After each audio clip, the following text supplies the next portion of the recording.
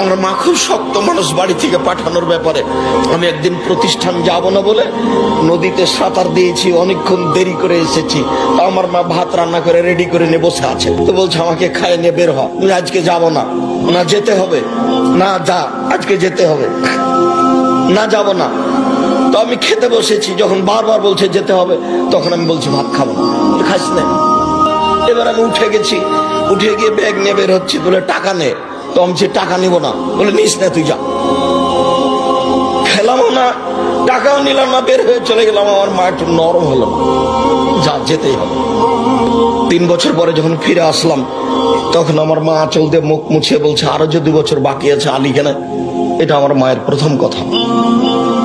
জানি না কিভাবে তারা আল্লাহকে বলেছেন, আমরা কিভাবে বলছি তুমি আল্লাহ আমাদের ছেলে মেয়েকে কবুল করো, তুমি তাদের দিনের খাদেমী হিসাবে কবুল করো।